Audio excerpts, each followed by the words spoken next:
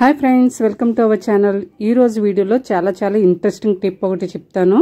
అది గార్డెనర్స్కి చాలా బాగా ఉపయోగపడుతుంది. మన ఇంట్లో ఏమైనా మొక్కలు ఉన్నప్పుడు ఆ ఒక్క మొక్కని 2-3 మొక్కలుగా చేసుకోవాలని ఎప్పుడు మనకు అనిపిస్తూ ఉంటుంది. గార్డెనింగ్ ఇంట్రెస్ట్ ఉన్నవారికి అలా చేసుకునే ఈజీ టిప్ ఇది. నేనైతే 2-3 మొక్కలు ట్రై చేశాను. 2-3 కూడా చాలా సక్సెస్ఫుల్గా మరొక మొక్కలు రెడీ అవ్వడం జరిగింది. అంటే ఈ మెథడ్ ద్వారా ఒక మొక్క నుంచి మనకి ఎన్ని మొక్కలు కావాలో అన్ని మొక్కలు మనం తయారు చేసుకోవచ్చు అన్నమాట. నేను పాటించిన పద్ధతి ఏంటో మీకు చూపిస్తాను. ఆ పద్ధతి ఫాలో అవుతే మీకు కూడా చాలా చక్కగా ఒక మొక్క నుంచి 2-3 మొక్కలు కానీ ఇంకా ఎన్ని మొక్కలు కావలిస్తే అన్ని మొక్కలు మీరు తయారు చేసుకోవచ్చు.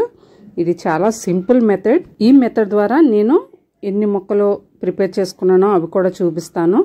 ఇది 3వ మొక్క నేను ప్రిపేర్ చేసుకుంటున్నాను. ఫస్ట్ మనం ఏ మొక్కనైతే 2-3 మొక్కలు తయారు చేసుకోవాలనుకుంటున్నామో ఆ మొక్కలు హెల్తీగా ఉన్నాయో లేదనేది చెక్ చేసుకోవాలి. ఎందుకంటే హెల్తీగా లేని ప్లాంట్స్ అనేది వేరొక ప్లాంట్ తయారవడానికి సిద్ధంగా ఉండదు.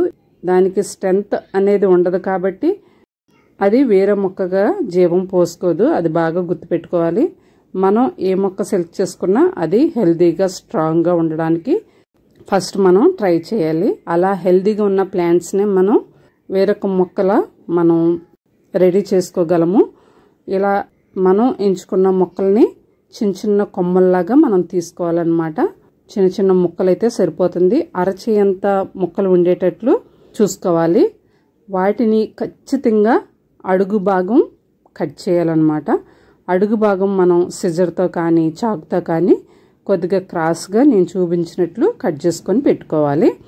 అలాగే వాటికి ఉన్న లీవ్స్ కానీ చిన్న కొమ్మలు కానీ చిగుర్లు కానీ పూర్తిగా కట్ చేసేసుకోవాలి.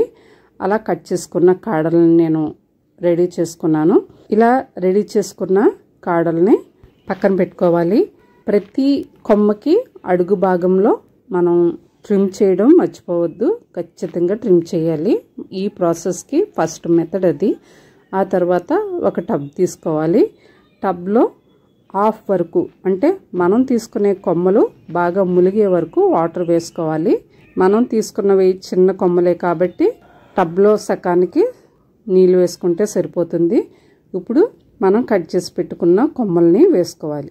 ఇలా వేసుకున్న తర్వాత మినిమం మనం 4-5 డేస్ అలానే ఉంచేయాలి. ఈ 4-5 డేస్ అయిన తర్వాత నీళ్ళు వంపేసి మరలా ఫ్రెష్ వాటర్ వేసుకుంటూ ఉండాలి. అప్పుడు మనకి ఖచ్చితంగా మార్పు అనేది కనిపిస్తుంది. చిన్న ఆకులు రావడం అలాగే రూట్స్ రావడం జరుగుతూ ఉంటుంది. చూస్తున్నారు కదా, వాటర్ అయితే ఫ్రెష్గా ఉన్నాయి. నేను 3 రోజుల ముందే మార్చాను. చిన్న ఆకులు వస్తున్నాయి. ఎంత చక్కగా వచ్చాయి చూడండి. రూట్స్ అయితే చాలా బాగా వచ్చాయి. ఇలా ప్రతి కొమ్మని మీకు చూపిస్తాను చూడండి.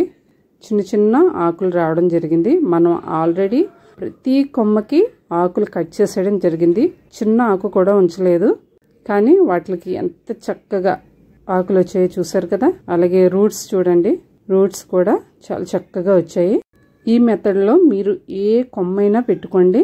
మనం వేరే ఫెర్టిలైజర్ ఏమి యూజ్ చేయని అవసరం లేదు. దీనికి వాటర్లో ఉండే ఖనిజాలు చాలా బాగా కొమ్మలు రీగ్రోత్ అవడానికి ఉపయోగపడతాయి.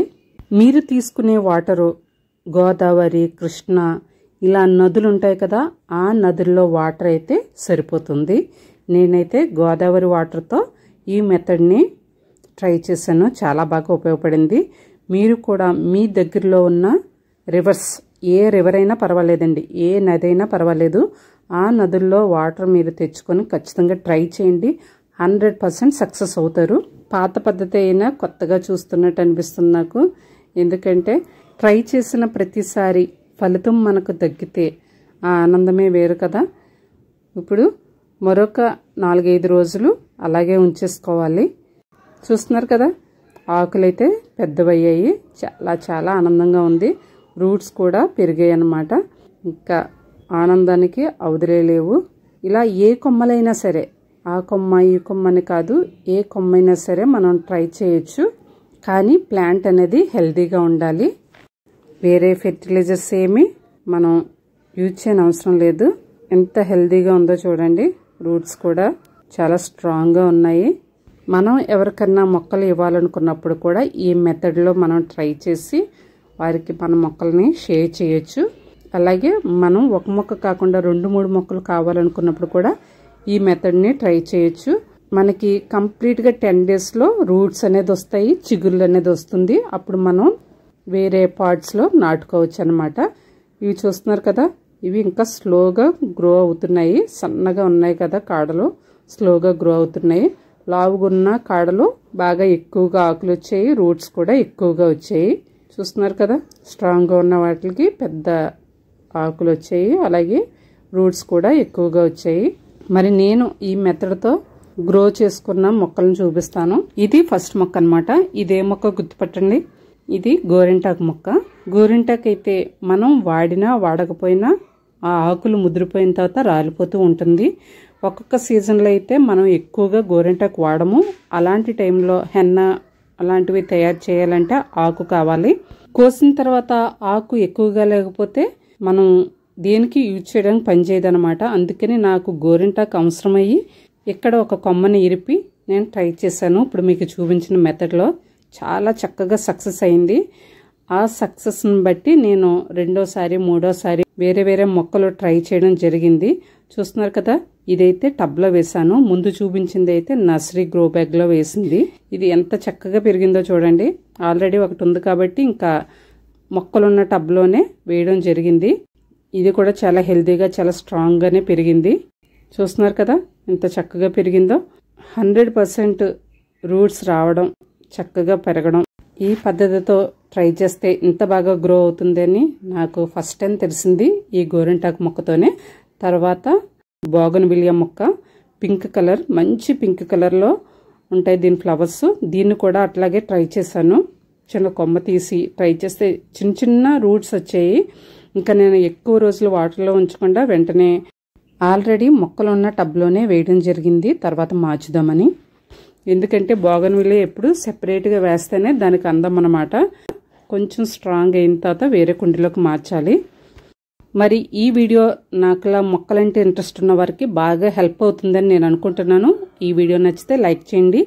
అవసరం అనుకున్న వారికి ఈ వీడియోని షేర్ చేయడం మర్చిపోవద్దు. మరిన్ని ఇంట్రెస్టింగ్ వీడియోస్ కావాలనుకుంటే మన ఛానల్ చెక్ చేయండి. నచ్చితే సబ్స్క్రైబ్ చేసుకోండి.